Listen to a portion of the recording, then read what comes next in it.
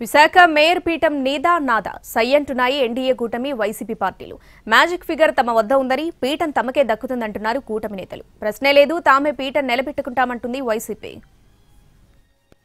Greater Visakha municipal corporation రాజకీయం peak stage కు చేరుకుంది.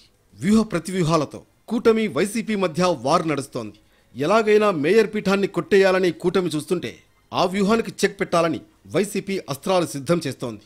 దీంతో జీవీఎంసీ రాజకీయం రసకందాయంగా మారింది. ఎడతెగని లెక్కలు, అంచనాలకు మించిన వ్యూహాలు, ఫుల్ కాన్ఫిడెన్స్ లో అధికార కూటమి పార్టీలు. మా లెక్క మాకుందంటున్న వైసీపీ. ఇది గ్రేటర్ విశాఖ మేయర్ పీఠం కోసం నడుస్తున్న రాజకీయం. సరిగ్గా వారం రోజుల్లో జరిగే అవిశ్వాసం కూటమికి అగ్ని పరీక్షగా మారింది. తేడా రావద్దని హైకమాండ్ ఆదేశాలివ్వడంతో శాసనసభ్యులు ఉమ్మడి ప్రణాళికపై దృష్టి సారించారు. దాదాపు గంటన్నర పాటు ఆంతరంగిక సమావేశం నిర్వహించి కార్యాచరణకు సిద్ధమయ్యారు. అవిశ్వాసం నిగ్గేందుకు కావాల్సిన 74 మంది కార్పొరేటర్ల బలం తమకే ఉందంటోంది అధికార కూటమి. కూటమి ఎమ్మెల్యేలందరూ సమావేశమై అవిశ్వాసం నెగ్గేందుకు తీసుకోవాల్సిన చర్యలపై చర్చించారు. విశాఖ కార్పొరేషన్ పీఠం దక్కించుకునేందుకు కూటమి, వైసీపీ పార్టీలు పక్కా వ్యూహాలతో ముందుకెళ్తున్నాయి.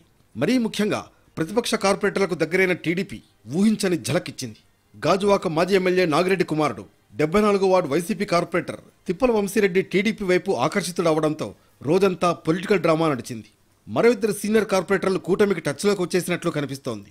మరోవైపు విశాఖ మేయర్ పదవి తమకే దక్కుతుందంటోంది విపక్ష వైసీపీ. 2021 ఎన్నికల్లో వైసీపీ మేయర్ పీఠాన్ని దక్కించుకుంది. మొత్తం 98 కార్పొరేటర్ స్థానాల్లో వైసీపీ 59 స్థానాలను కైవసం చేసుకుంది. వైసీపీ అధిష్టానం యాదవ్ సామాజిక వర్గానికి చెందిన మహిళ గొలగాని హరివెంకట కుమార్కి మేయర్ పదవిని కట్టబెట్టింది. వైసీపీ అధికారంలో ఉన్నప్పుడు 3 ఏళ్ల పాటు మేయర్ పదవికి ఎలాంటి ఢోకా లేకుండా పోయింది. కూటమి ప్రభుత్వం అధికారంలోకి వచ్చినప్పటి నుంచి జీవీఎంసీలో రాజకీయ సమీకరణాలు మారిపోతున్నాయి. ఇక విదేశాల్లోనే టీడీపీ వైసీపీ శిబిరాలు నడుస్తున్నాయి. ఇరు వర్గాల నుంచి పూర్తి స్థాయిలో కార్పొరేటర్లు క్యాంపులకు చేరలేదు. ఇక ఓటింగ్కు వెళ్లాలా వద్దా అనే నిర్ణయాన్ని సిపిఐ రాష్ట్ర కమిటీకి వదిలేసింది.